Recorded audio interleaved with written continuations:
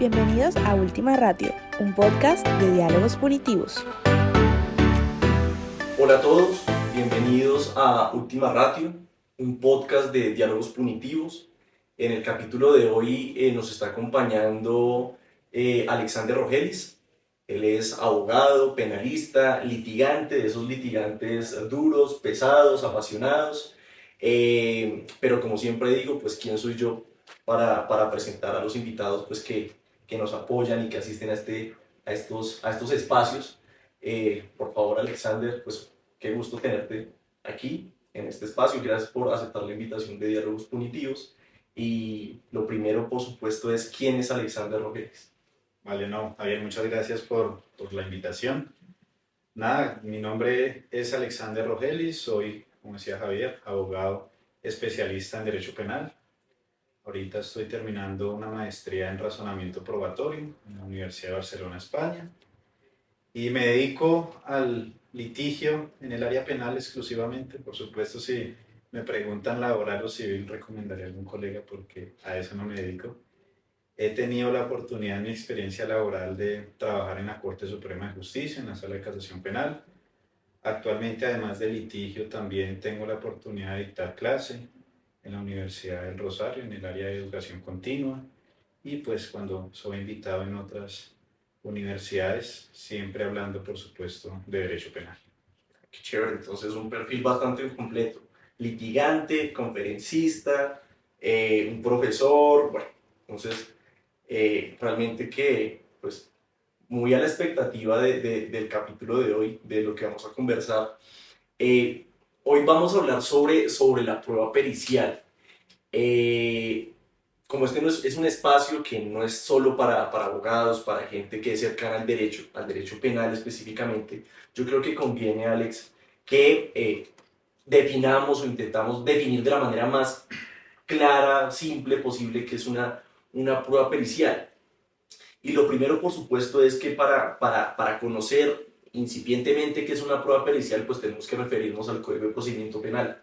Ahí dice cuáles son las características de una prueba pericial, cuándo es permitido, cuándo no es permitido, quién es un perito, qué es un perito, quién puede ser perito, cuáles son los requisitos de las pruebas periciales. Básicamente, una prueba pericial es un medio de prueba, ¿cierto? Es un medio de prueba al cual acude un juez de la República cuando se requiere para la valoración de un asunto algún aspecto, digamos, un conocimiento técnico, científico o artístico, pues que él no tiene, ¿cierto? Entonces se acude a una tercera persona para que nutra el proceso penal, el debate, el juicio oral, mejor, de ese conocimiento técnico. No sé si usted quiere agregar, digamos, a esta definición que he dado, realmente muy simple, algo que se me haya escapado. ¿Qué piensa? No, por supuesto, creo que lo has abordado todo. Solamente agregaría que, como bien lo decías, no solamente va a ser alguien que sea experto en una ciencia, en una técnica, sino también en un arte u oficio. Entonces, aquel comerciante que puede tener algún conocimiento especializado de algún tipo de negocio puede ir al juicio a explicarlo. O, por ejemplo, si estamos hablando de un artesano que sabe cómo es la técnica para realizar una cerveza, por ejemplo, puede ir al juicio, si es relevante, por supuesto, para el caso, y explicárselo al juez. Y algo importante, que sería lo único que agregaría, es que ese perito debe acompañar su declaración en juicio con un documento que se llama Informe Base de Opinión Pericial, donde consigna qué es lo que va a aportar al conocimiento del caso. Claro, esta es, digamos, de las pruebas penales. Por supuesto, pues en el proceso penal hay libertad probatoria. Y de las pruebas penales, esta es una muy particular porque es una prueba compuesta, ¿no? Por una parte, por supuesto, tenemos la base de opinión pericial, que la ley exige que el perito presente un informe en donde consigne cuál fue el procedimiento que realizó, con base en qué lo realizó, cuáles fueron los resultados, cómo se aplican esos resultados en el caso concreto, las características de la ciencia, del arte, de la técnica que maneja, que domina, y pues que va a ser aplicada al caso concreto, bueno, en fin. tantas cosas, pero adicionalmente ese informe por sí solo no es suficiente, no es suficiente. Claro, como estamos en un sistema oral, es importante también que esa base de opinión pericial esté acompañada de la declaración del perito en juicio. Y ahí parte una primera pregunta, Alex, y es, hombre, yo también soy litigante, litigo en lo penal exclusivamente, y en mi experiencia yo he visto muchísimos peritos. Uno, uno no es experto en todas esas áreas, pero a veces uno puede percibir que este perito no es tan bueno, o hay peritos que son excelentes. Asimismo con los informes, ¿no? Yo le quiero preguntar a usted, ¿de qué manera afecta pues, el derecho de defensa cuando se presenta un informe, una base de opinión pericial, quizá incompleta, inexacta? ¿Usted qué piensa frente a eso? Claro, esto es un tema álgido en el proceso penal y en la práctica, como bien lo dices, porque sucede que el perito, antes de ir a declarar al juicio, debe rendir su informe. Y cuando estamos ejerciendo el rol de defensa, ese informe lo conocemos mucho tiempo atrás, antes del juicio. ¿Con qué fin? De uno prepararse para realizar el contrainterrogatorio al perito, por ejemplo, de la fiscalía. Cuando falta información en ese informe base de opinión pericial, eso, en mi concepto, obviamente, es una vulneración al derecho de defensa. ¿Por qué? Porque a partir de la información que obre en ese documento, en esa base de opinión pericial, es que yo puedo preparar el contrainterrogatorio. Contrainterrogatorio es ese turno de preguntas que realiza la contraparte a la prueba de la fiscalía en el rol de defensor. Entonces, al no tener información suficiente del informe, lo que va a pasar en juicio es que ese perito va a decir, a través de sus respuestas, información que yo no conocía. Me estaría sorprendiendo con información que en el informe no está. Entonces yo podría, obviamente, tengo unas herramientas de poder contrainterrogarlo, de poder impugnarle credibilidad por omisión, es decir, lo que no colocó, por ejemplo, en el informe, ahora sí me lo está diciendo aquí en juicio, pero de igual forma, informes periciales incompletos, cercenados o mal hechos, en todo caso, van en contravía de los derechos de la defensa. Y algo solamente para agregar, en Colombia, por ejemplo, hay un mal concepto, hay un chip arraigado de pronto en los funcionarios y empleados, y es que los peritos, por ejemplo, del Instituto de Medicina Legal y Ciencias Forenses, tienen un mal entender de que son empleados o que le ayudan a la fiscalía. Y esto no es así. Los peritos, independientemente sean de la fiscalía o de la defensa, deben ser imparciales. Deben tener un criterio profesional porque le están ayudando es al juez a tomar una decisión a partir de una información que él no conoce. El juez es abogado como vos y yo y acudimos a un experto, a un perito, para que nos nutra ese conocimiento que no sabemos. Entonces, si un perito está parcializado para la fiscalía o para la defensa, le está dando información que no es real a la administración de justicia. Claro, e incluso eso pienso yo que sería una ventaja incluso para la contraparte, ¿no? Siempre cuando pues, uno podría pensar de primera mano, bueno, pues este que es auxiliar de la justicia, primero, no es auxiliar del fiscal, no es auxiliar de la defensa, sino que es un auxiliar de la judicatura, una persona que le va a ayudar al juez a tomar una decisión informada, con bases técnicas, ¿cierto? Entonces, uno podría pensar de primera mano que si ese auxiliar de la justicia está parcializado del lado de aquella parte que lo convoca, pues esa parte que lo convoca, la parte convocante, pues va a tener una ventaja, pero en realidad pienso yo en los litigios que muchas veces esas verdades vedadas, disfrazadas, parcializadas, son una ventana de oportunidad para la contraparte, no para la defensa. En el contrainterrogatorio, pues esos son puntos en donde uno tiene que focalizar bastante en el contrainterrogatorio, ser incisivo, de tal manera entonces que esa supuesta verdad técnica, pues ya no va a ser tan cierta la credibilidad del perito, por más experto al parecer que sea, pues va a caer, ¿no? Claro, claro, ahí el rol de la defensa es supremamente importante, porque puede llegar el experto, el perito, y decir, mire, yo hice esta valoración, utilicé este método, llegué a estas conclusiones, y el defensor no realizar ningún tipo de pregunta en el contrainterrogatorio. ¿Qué va a pasar? Que esa información entra sin ningún filtro al juez. Reitero, el juez no conoce esa especialidad.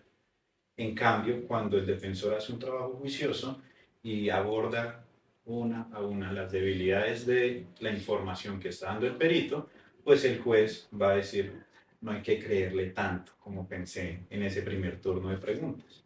Entonces, la tarea del defensor es supremamente importante porque va a ser ese filtro, ese colador de que al juicio, de que al juez le llegue la información correcta. Si en el caso el defensor se quedó callado, guardó silencio, pareciera que el perito sí dijo la verdad. Claro. Y en su concepto, pues porque al final es supremamente relevante tener claro cuáles son los principios o los requisitos, las características que rigen estas bases de opinión pericial, estos informes, que por supuesto están descritos en la ley, pero con base en la experiencia, ¿qué considera usted que no le puede faltar a una base de opinión pericial? ¿Cómo puede salir avante, cómo puede ser exitosa una base de opinión pericial que no le puede faltar? Claro, si nos vamos a la literalidad del informe, ¿no? Yo puedo citar aquí, por ejemplo, a Carmen Vázquez que lo divide en tres.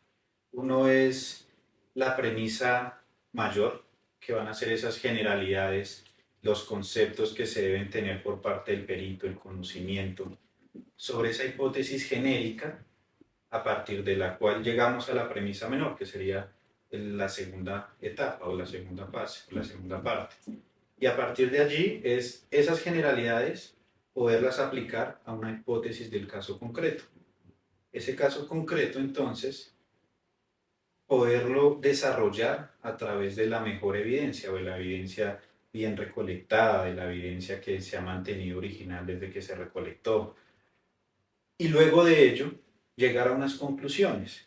Pero entonces es importante que en ese informe, por ejemplo, el perito primero indique qué información es la que le dan para poder realizar su análisis lo más detallado posible. Dos, que nos diga qué método va a aplicar en su análisis respectiva, qué principios técnicos científicos tiene ese método, si ese método es aceptado por la comunidad científica o no, si ese método tiene unos pasos y cómo esos pasos los aplico pues al caso concreto. Ya finalmente entonces llegar a las conclusiones. ¿Qué conclusiones llego a través de esa premisa mayor, premisa menor y las conclusiones respectivas? Que esas conclusiones no desborden, por ejemplo, el conocimiento del perito, que también pasa mucho en la práctica. Le dicen haga esto, él dice bueno, lo voy a hacer a través de estos instrumentos, luego utilizar tal cosa, pero las conclusiones son mucho o se extienden más allá de lo que realmente le pidieron o desde su conocimiento. Eso frente al informe, ¿no? Frente a allá al perito habrán otras condiciones como la acreditación, si en realidad tiene ese conocimiento en el perito, ya es frente a la persona. Pero frente al informe podría decir de forma genérica, por supuesto habrán otras más, que serían estas. Como los elementos esenciales para que en buen derecho pueda salir avante un informe. Alex, y en su experiencia, ¿usted cuáles cree que son los desafíos más grandes que tiene un abogado litigante al momento de contraatacar, de contrainterrogar, ¿sí?, a un perito y de analizar una base de opinión pericial? ¿Cuáles son esos puntos en donde como litigantes tenemos que enfocarnos? Yo personalmente, se lo digo con base en mi experiencia, yo creo que no puede faltar en un contrainterrogatorio uno de esos puntos que usted mencionó. Es importantísimo, además porque la ley lo dice, que el perito se acredite, que acredite el conocimiento en esa arte, en esa ciencia, en esa técnica. Y muchos peritos quizá lo hacen de manera deficiente, ¿cierto? Entonces, por ejemplo, personalmente, ese es uno de los puntos focales en donde yo siempre dirijo el contrainterrogatorio. Pero además de este, ¿usted qué desafíos considera que se presentan al momento de ejercer esta contradicción? Claro. Aquí me permito citar a Juan Sebastián Fajardo, porque él dice en su libro Manual del Contrainterrogatorio que pareciera que esto fuera una guerra de conocimiento, y no es así. Obviamente el perito ha dedicado 5 o 6 años de su vida en esa área específica, pero nosotros, a pesar de no tener ese conocimiento, debemos tener algo claro, y es que hay que preparar el caso, estudiarlo, saber su caso. A partir de ello podemos preparar el contrainterrogatorio, que por supuesto también se debe preparar. ¿Cuáles son estos desafíos o cuáles son esos inconvenientes que uno ve en la práctica? Uno siempre debe estar rodeado de alguien, un experto también, que lo pueda ilustrar respecto a esa área. Porque si no nos preparamos, pues obviamente el perito nos va a ganar en ese tipo de conocimiento. La acreditación, por supuesto, es importante. Muchas veces encontramos en la práctica peritos que sí, son especialistas en ese tema, pero el último curso que hizo fue hace 20, 30 años. Entonces, entre menos uno deja de estudiar, pues menos experto es. Hay que actualizarnos, tanto abogados, médicos, todos tienen que actualizarse en Como su nos vida. dijeron en la universidad, yo nunca voy a olvidar eso. El primer día, al día siguiente en que uno se gradúa, deja de ser, por lo menos en un día, menos abogado, Menos abogado. ¿cierto? Porque uno ya ha dejado de estudiar. Si uno pues, se echa se relaja y no estudia, va a ser menos abogado. Venga, pero a partir de esa respuesta, entonces, uno siempre, o sea, yo entiendo, por supuesto, que uno debe tener al lado, no necesariamente como una prueba pues, de refutación o algo así, esperando refutar la prueba que se ha presentado, uno debe estar acompañado de un experto que a uno lo guíe, pero en el juicio, entonces es indispensable eh, ejercer la contradicción de esa prueba pericial necesariamente a través de otra prueba pericial.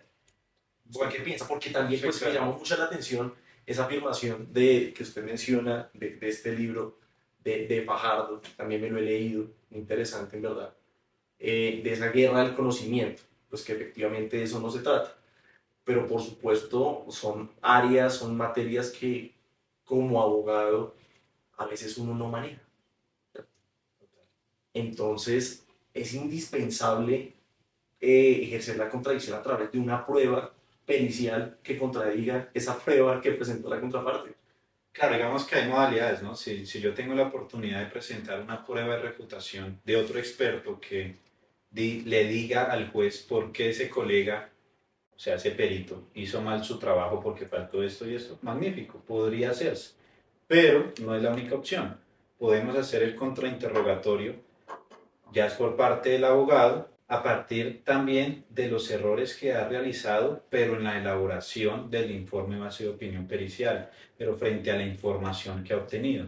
Pasa en la práctica que los peritos, por ejemplo, no dicen en su informe qué método utilizar, sin decir esa información que es clave para poder decir que las conclusiones a las que llegó podrían tener algún soporte, sin decir qué método utilizó, llegan a unas conclusiones.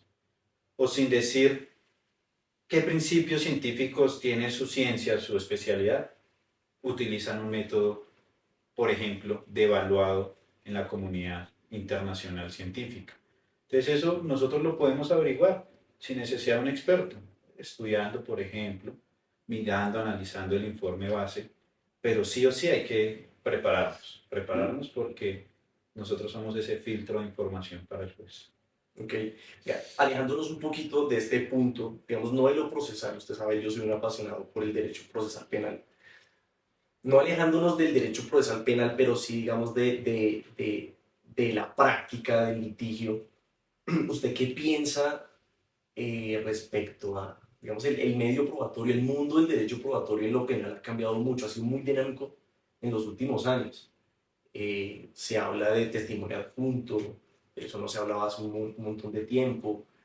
Bueno, tantas cosas, se estudian cada vez más los casos particulares, de tal manera, por ejemplo, que se le dé una validez mayor a los testimonios cuando, por ejemplo, son de la víctima en asuntos sexuales, pues porque por supuesto la naturaleza de este tipo de acontecimientos implica que solo está el agresor y la persona víctima de la agresión, entonces le da un valor mayor, una valoración bien particular a este tipo de prueba por parte del juez.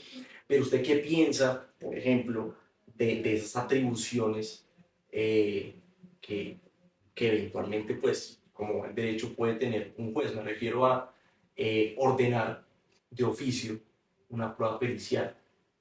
¿Usted qué piensa de eso? Pues porque al final nuestro sistema, por lo menos el de la ley 906 del 2004, se supone que es un sistema de partes. El juez es un juez, es una autoridad imparcial y son las partes quienes tienen que llevar el conocimiento para que él tome una decisión. Él no tiene que ir al conocimiento. ¿Usted qué piensa de esas facultades pues, que eventualmente podrían dotar al sistema colombiano? Claro, en otras áreas del derecho sé que es una facultad de pronto del juez decretar una prueba de oficio, pero en penal y de pronto sonará una respuesta muy de defensor, pero yo creo que la carga de la prueba la tiene la fiscalía. Si la fiscalía ha omitido en su investigación realizar un informe o acudir a un perito para llevarle ese conocimiento al juez, el juez no debería solicitar o decretar pruebas de oficio. Además, porque el juez no tiene una teoría del caso. El juez simplemente está esperando quién lo convence más. En ese sentido, si el error o la ineficiencia de la investigación en la fiscalía permitió que esa prueba pericial, que el supuesto experto le trajera información al juez, pues ¿qué va a pasar? Absolución. Y por eso, pues estadísticamente, entre otras razones, es que más o menos de cada 10 casos que se van a juicio, la mayoría son absueltos, entre otras razones, por supuesto. Pero es que en la práctica vemos que van peritos sin preparación, que van peritos irresponsables a decir mentiras. Entonces, un buen defensor le demuestra al juez que ese perito no es tan perito como dice ser. O sea, vedadas completamente las pruebas de oficio Para mí sí. por parte del juez. Para mí sí, obviamente, es criterio personal. No, pero yo estoy totalmente de acuerdo. Yo estoy totalmente de acuerdo precisamente por pues, eh, el sistema penal colombiano es un sistema híbrido. Sí, exactamente. Ni siquiera, yo no sé si es mixto, hay incluso una sentencia que dice que es de naturaleza propia. Incluso ni siquiera lo encasilla como un sistema penal acusatorio, mixto inquisitivo, sino que tiene una naturaleza propia, pues, por las particularidades en que nació el proceso penal, la idea de la cual pues, que diseñó el proceso, en fin, las personas que participaron, las necesidades, porque por supuesto que las leyes, a pesar de que hay unos marcos gigantes, no puede decir este sistema es acusatorio, es mixto, es inquisitivo, es mixto con tendencia acusatoria o con tendencia inquisitiva, pues la verdad es que las leyes se hacen a la medida de la sociedad, es como un traje a la medida, ¿cierto? Entonces, esa es la ley, es la mejor ley que pudimos tener en ese momento, la ley 906 del 2004. El sistema que tenemos es un sistema que se nos hizo a la medida de la sociedad, y por eso pues yo incluso también concuerdo que es un sistema procesal de naturaleza propia, sui generis. Hay cosas muy particulares en nuestro sistema. Entonces, no, sí, totalmente de acuerdo. Para terminar, Alex, hay un punto que, que, que quisiera preguntarle. Pues, Alexander y yo somos ya conocidos de ya muchos años, más de 10 años. Tuvimos la oportunidad de estudiar juntos, de estudiar Derecho Penal juntos, en el litigio, en la vida profesional también nos hemos encontrado eventualmente. Entonces, hay una cosa que yo sí he tenido claro desde mi primer año de Derecho, y es, yo siempre dije, yo quiero ser penalista. A mí, y como usted lo dijo al inicio de esta conversación, yo he derecho laboral muy poco.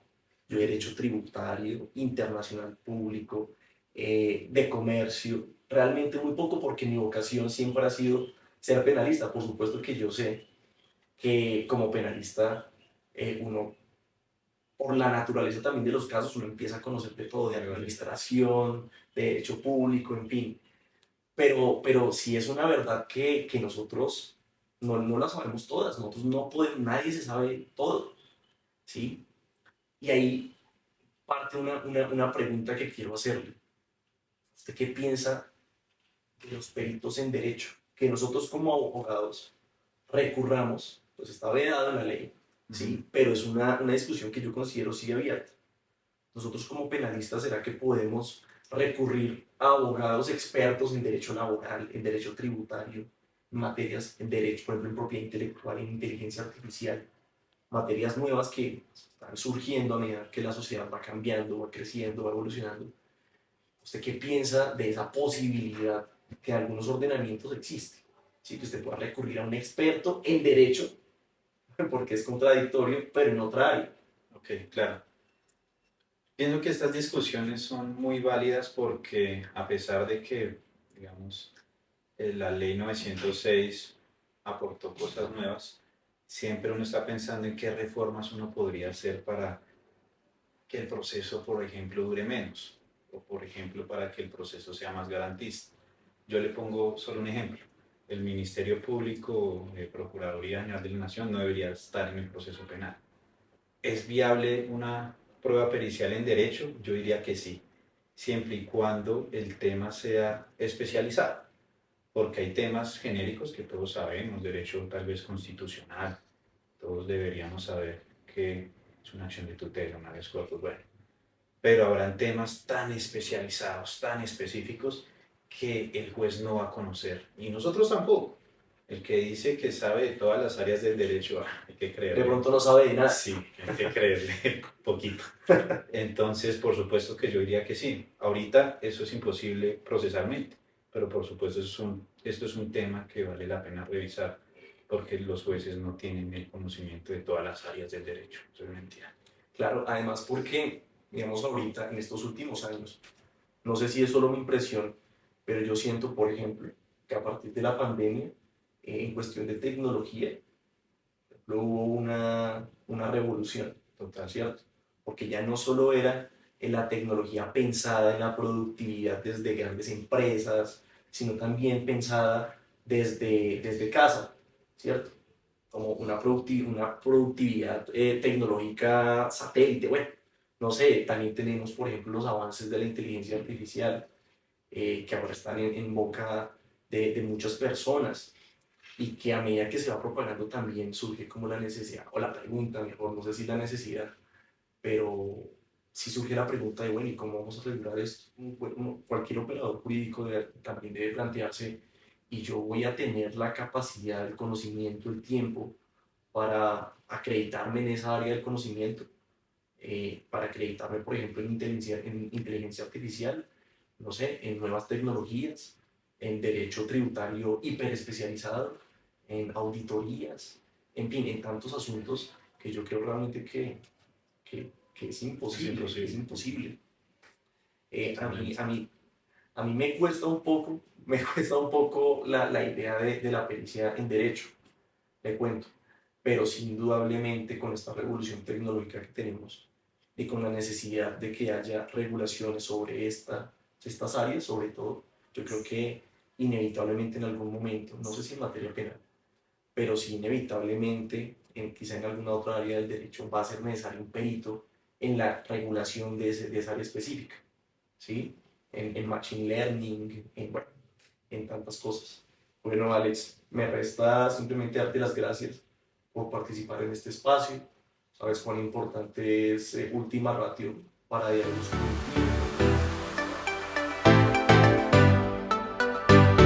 Esto fue Última Ratio, un podcast de diálogos punitivos. ¡Hasta la próxima!